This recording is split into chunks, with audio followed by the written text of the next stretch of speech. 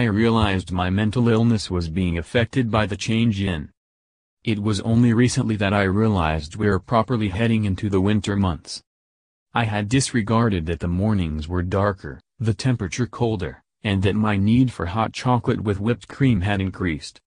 I have bipolar disorder, and for the past few weeks, I've been feeling pretty down. There have been nights when I've felt like the whole world was crumbling down on top of me. Days I haven't wanted to leave my bed, and evenings I've spent hours crying over silly things. This didn't worry me. This is all part of heading into a depressive episode when you have bipolar disorder. Dull moods, dark thoughts and an overwhelming tiredness. I only realized that the weather may have something to do with it after reading up about seasonal affective disorder, otherwise known, quite fittingly, as SAD. Seasonal affective disorder, SAD, is a type of depression that comes and goes in a seasonal pattern. Symptoms include having a persistent low mood during a new season, a loss of interest in everyday activities, feeling irritable, feelings of guilt and worthlessness, feeling lethargic and craving carbohydrates and gaining weight. For some people, these symptoms can be severe and have a significant impact on their day-to-day activities. Though SAD isn't fully understood, it's thought that it's brought on by a lack of sunlight, which might stop a part of the brain called the hypothalamus working properly. This may affect the production of melatonin, which is the hormone that makes you feel sleepy, the serotonin, the hormone that affects your mood, appetite and sleep, and the body's internal clock. SAD is a mood disorder brought on by changes in the season and lack of direct sunlight, presenting with depressive symptoms.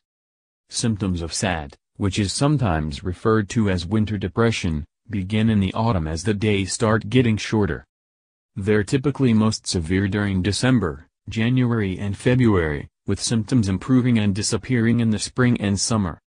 It had never occurred to me that SAD is something that could be affecting me. I have bipolar disorder, so my moods have always been split into three categories: manic, stable and depressed. These episodes can happen at any time of the year, so I didn't see winter as being any different.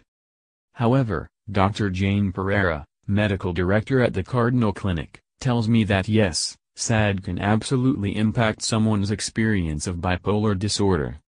Bipolar disorder, BD, is a disorder of mood that presents with either elevated or depressed moods. It is possible to have more manic moods in the brighter summer months and the darker, more depressed moods in the winter months, she explains.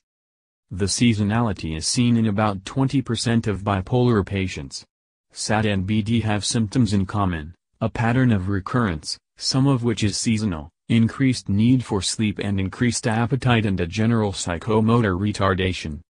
However, Jane adds that SAD and BD are two totally different conditions with different treatment options, especially given BD is a more severe, chronic illness, meaning it is a lifelong, persistent illness that needs ongoing treatment.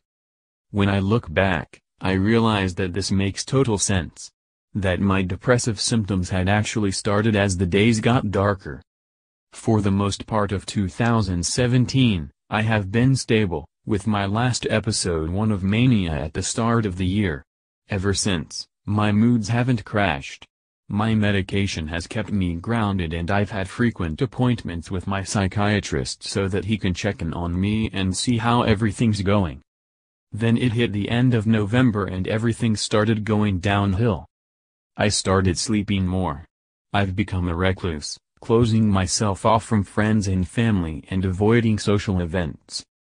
I've gained weight from comfort eating, having no motivation to eat healthy or exercise. I can't concentrate, my mind fatigued and my head switched off. Sometimes it seems like my eyes are totally out of focus, that they're just silently glazing over my life and not actually taking anything in. And I realize now, my mood has definitely been affected by the weather. And looking back, this isn't the first time it's happened. Last year I spent New Year's Eve crying. The months beforehand had been horrendous, my mood bleak. I can barely remember doing anything throughout November and December of 2016 due to feeling so down. Knowing that my moods are affected by the season is hugely important. Because once you know, you can prepare. My depression isn't only triggered by seasonal change. Having a mood disorder means your episodes can be pretty unpredictable, but it's definitely more prominent at this time of year. And of course, depression doesn't just stop. It doesn't just go away just because you were ready for it. But knowing when my moods are going to drop means I can speak to my family and friends first and explain to them that there may be a certain time where I'm not quite myself. It gives me time to book in with my psychiatrist so that I know I have the help of a mental health specialist throughout a dark time. What it's like to be depressed at Christmas. What and number 039, in like being permanently aroused. We and number 039, all mad here, Clarice Tam talks panic attacks and social anxiety. My partner can better prepare himself for how to handle my moods, and to know that there are times I'm just going to want to be left to my own devices. Most importantly, it helps me get through, knowing that my depression won't last forever. That it can be handled. That I can handle it. And for anyone who lives with any form of mental illness, you'll know that knowing you're able to handle something can be the only light at the end of the tunnel. And a pretty crucial one, at that. If you feel you may be experiencing SAD, see your GP immediately. They will be able to recommend the most suitable treatment for you. There are a number of ways to treat SAD, including lifestyle measures, light therapy and talking therapies, including cognitive behavioral therapy, CBT, or counseling. More, what your mentally ill partner really wants, and needs, from you. More, can we please stop telling people they're hypochondriacs?